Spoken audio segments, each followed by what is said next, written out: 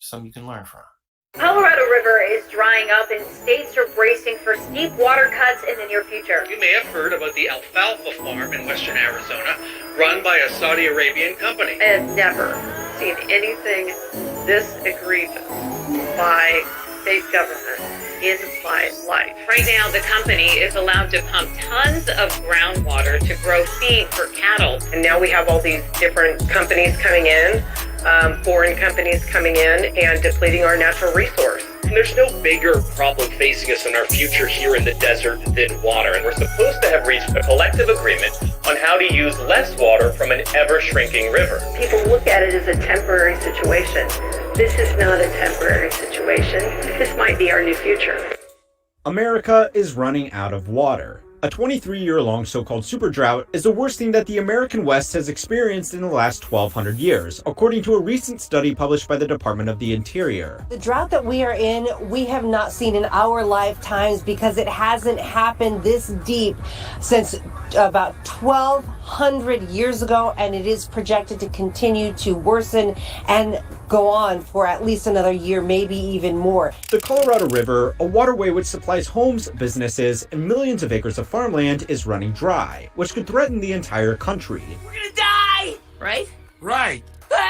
Water has become a precious resource, so why the f*** are we selling it to hedge funds in New York and dairy companies in Saudi Arabia? In every crisis lies great opportunity, and market speculators are capitalizing on the scarcity of water to generate profits by using complex financial instruments and shady backroom deals to hold a vital resource to ransom. I know this sounds like a crazy conspiracy theory, so let's start right away at the very beginning and learn how people in suits in New York are making money off alfalfa farmers in Colorado. Big farms and businesses do not get water from municipal water supplies because it is too expensive, and for some applications, they don't want it to be treated with the chemicals that most tap water has to keep it safe to drink.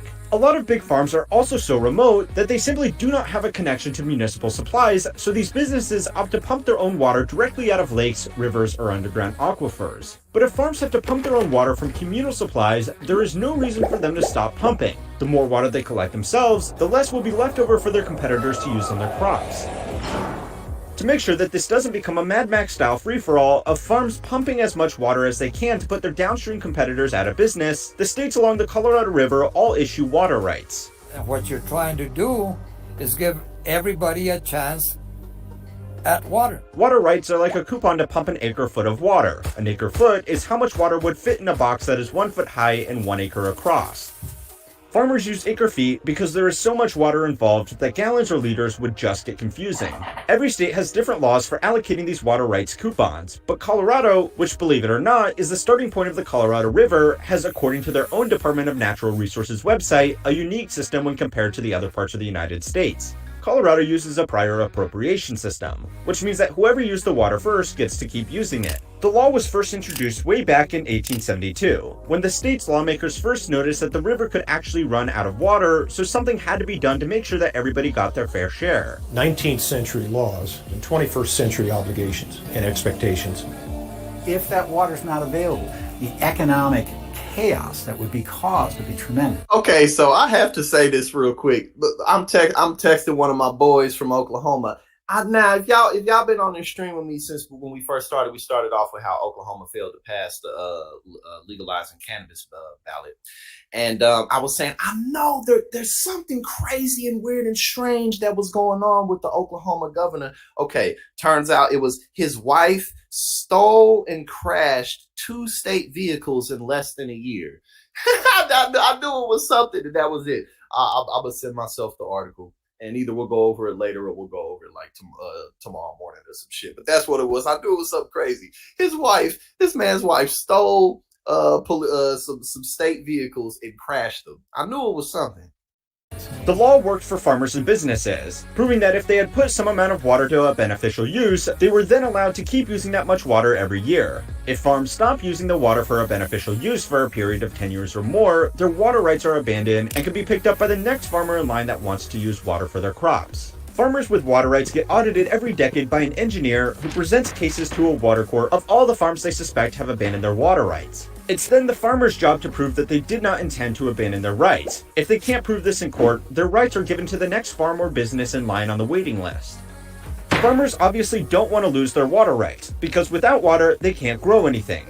So to make sure that they can always prove that they are putting their full extent of water rights to a beneficial use, they grow very water-intensive crops like alfalfa and almonds. The use it or lose it business model has worked hand in hand with record-setting droughts and greedy speculators to give us empty lakes and dwindling reserves of something that we all need to survive. So if our water crisis grows more intense, we could potentially use the water from this valley, and that makes the water very expensive.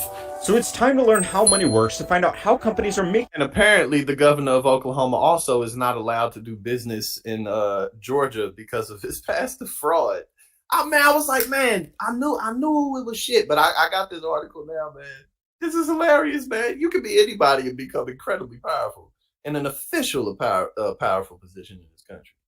Making record profits by literally sucking the country dry. This week's lesson was sponsored by Blinkist. Blinkist is an app that provides you with the most important ideas of over 5,500 nonfiction books and podcasts, allowing readers to grasp the key ideas in just a book.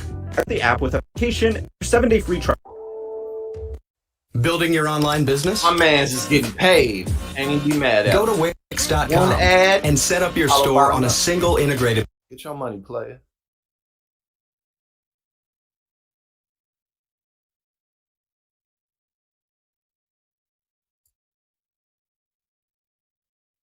Do I gotta restart the page? What minute we on? 6 minutes. One moment. Colorado River is drying up and states are bracing for steep water cuts in the near future. You may have heard about the alfalfa farm in western Arizona. Companies are making money off record droughts by employing 3 different strategies. The first strategy is buying up existing farms that already have water rights and then making them more water efficient by paying to upgrade irrigation systems or planting less water-intensive crops. The companies then profit by renting out leftover water rights to farmers that don't have any and towns that need the water for their municipal supplies. This actually sounds like a good system because it encourages all of the companies with water rights to use their water as efficiently as possible to maximize profit. Companies like the New York-based Water Asset Management talk about their sustainability efforts on their website. The company currently manages $450 million in assets raised from investment funds and high net worth individuals who are looking for an alternative investment vehicle. The problems start when you understand how these water rights really work. Water rights in Colorado are an asset that can be bought, sold, or rented, completely separated from the farmland that uses it. But most investors keep the farm so they can pull a clever trick. Water rights work on a hierarchy, with the very first businesses that claimed them way back in 1872 getting priority use of the water, and the most recent businesses to claim them getting the lowest priority. If there is lots of water flowing down the river, then everybody's rights get filled. And some new farmers might even be able to apply for new rights if they can prove that they could put that excess water to good use. To the people that own the highest priority water rights, this is actually far from the ideal. If water... Yeah, I've had my attention in a variety of places, but just given the fact of what we're dealing with in terms of like really not adjusting ourselves properly to the changing climate, shorelines disappearing, hurricanes getting worse, summer's getting hotter, winter's getting colder, things like that. Bargaining and deciding who gets water, what, where, you can see how that can quickly turn and collapse and spiral into something very dangerous just in terms of people's ability to survive. I'm very interested in like desalination technologies. There's all types of, what up, Real? We appreciate you for being here. There's all types of very interesting and innovative approaches that people are taking in terms of how we can just, address things like fresh water supplies for people who live in desert areas, even places here in America like the Southwest. There's all types of really interesting innovations. I'm really interested in desalination. It's still very, very expensive, but just like the sheer, volume of ocean water that's in the country. In the world, rather. Sorry. There's definitely going to be a lot of investment into stuff like that. Those types of innovations are really interesting. If water is plentiful, then farmers can apply for their own new water rights, making existing water rights worthless. Farmers also don't want to rent the rights to use the water, because they can apply for new water rights and harvest it for free. The reason that hedge funds have become interested in water rights is because the opposite of this is happening. The current drought means that fewer water rights are getting filled, and only the businesses with the very oldest and highest priority rights get to pump water for free. Everyone else needs to stop farming or get the rights to use the water off investors that have invested into the high priority rights. And they can use as much water as they want, as much groundwater, as they want? Do we know how much they're using? We don't know how much they're using. High priority rights to use water are currently trading in the very opaque secondary markets for around $60,000 per acre foot.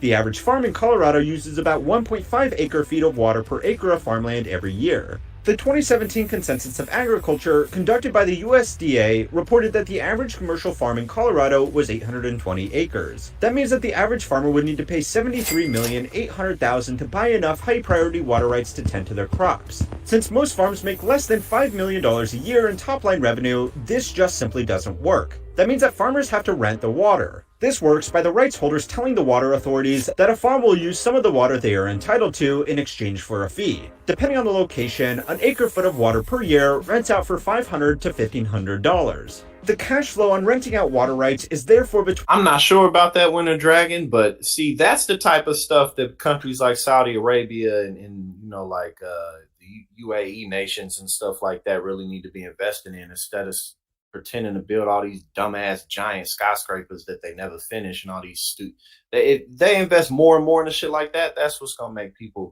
really want to move there and live there. But they're dictatorships, so obviously they don't function that way. But I'm not sure if they do. But if they do, that's great. Between 0.5% and 2.5%. To the investors, this would be like buying a $60,000 condo and then only renting it out for $1,500 a year. It's not a great return, so there has to be another reason why they are doing it. The real opportunity lies in the capital appreciation of water rights. As less water flows down the river and less water rights get filled. This means only the oldest and highest priority rights holders get to pump water, and they can charge more to rent the water or can sell their rights at an even higher price to the next speculator. Investment funds like Water Asset Management exist because wealthy investors want to capitalize on climate change by speculating on a dwindling resource. A quote from the company's website. WAM's core belief is that scarce clean water is the resource defining this century, much like plentiful oil defines the last. They are probably right, and they have already made their investors lots of money, but it does feel just a little bit wrong that something so vital to life is being used for speculation. The reason that a lot of these companies keep the farms at all is so that if they can't rent out their water rights, they can just use the excess water on their own farms so that the high priority water rights don't get taken away from them through the abandonment process. For other states, water rights are a riskier investment with higher potential returns. If the water levels in Lake Mead and Lake Powell get too low, they will turn into dead pools. Not the R-rated superheroes, but lakes that are not high enough to flow through the dams that hold them back. If this happens, no water will flow downstream at all, and even the highest priority water rights will not get filled. Investing into superior water rights downstream from these dams is a gamble that water will get scarce, but not so scarce that it can't pass through these two lakes. The second way that companies are making money off record droughts is by getting preferential access to alternative water supplies to run their farms. To see this strategy, we need to move downstream a bit to Arizona, which is depleting what is left of its precious underground water as rivers start to run dry. Companies have been able to work out close deals with the Arizona State Land Department to pump water for suspiciously low prices. This scandal included a company by the name of Fondamonte, which is an American subsidiary of the Saudi Arabian dairy company Almarai. Fondamonte was leased 3,500 acres of farmland by the State Land Department for a rate that could be as low as 1/6 of market price, according to a report published by the New York Times. This was already big news, but it revealed to outsiders something even more shocking. Unlike Colorado, Arizona doesn't have restrictions on groundwater use, so rich companies like Fondamonte can drill down deeper than anybody else and access unlimited water. Arizona is very hot and dry, and if the Colorado River stops reliably supplying it water, it's going to need that groundwater to make sure it still comes out of the taps in people's homes. This is a human issue. A legal failing is allowing big companies to pump unlimited amounts of this vital backup water supply to irrigate alfalfa in the middle of the desert, a crop that uses more water than almost any other alternative. Fondamonte wasn't even selling the alfalfa to grocery stores or restaurants.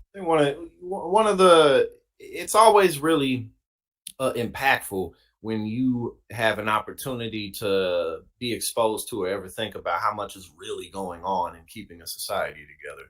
You know, how many intricate parts there are and how connected the world is at this point in so many ways. But, you know, there's just so much going on. It's not simple. It needs oversight. And we need our best people from every community to be putting their minds and actions together to fix these types of issues, because we're talking about water. You know what I'm saying? Motherfuckers need water. But, excuse me, but it's always just, you know, a lot of people who think politics are simple or who feel like they're maybe not interested in politics don't always know how much is really going on. It was shipping it 8,000 miles back to Saudi Arabia to feed dairy cows to make milk, yogurt, and cheese to sell in the Middle East. Since the farmland was so cheap and the water was limitless, it was cheaper to make feedstock in Arizona and ship it all the way across the world to another desert than it was to let their cows graze like normal dairy farms. Without any regulation. I haven't seen that, but I'm going to check it out because I'll definitely be chilling for the next few weeks.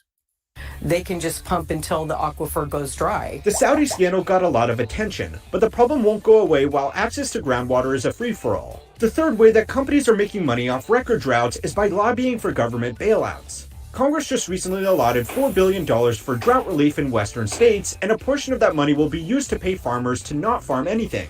If farmers don't grow crops, they won't need water, which will hopefully restore water levels. It will also reduce food supplies, but that means more money for the farms that get to keep using water. The real solution is to stop businesses being so wasteful with water. This includes more than just farmers, although they are the biggest perpetrators because they insist on growing such water-intensive crops.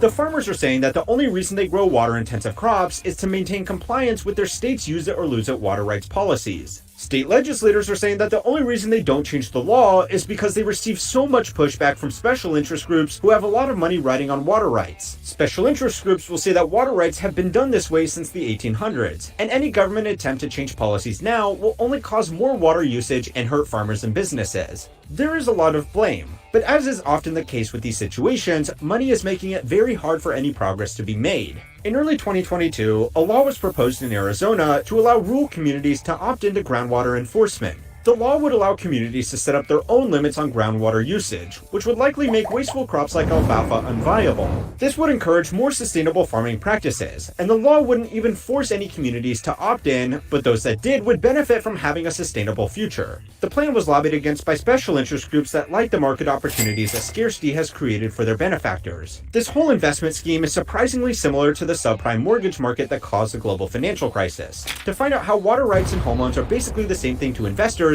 go and watch this video on how the Big Short actually worked. A special So again, it'll definitely be a combination of different types of technologies like desalination technologies, moisture farming, all types of different things like that, but also very, very careful recycling of water.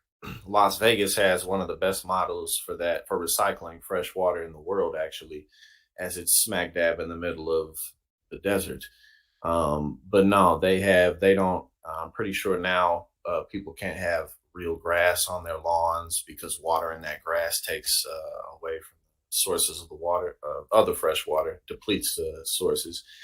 And also, they just do an extremely good job at recycling and cleaning. So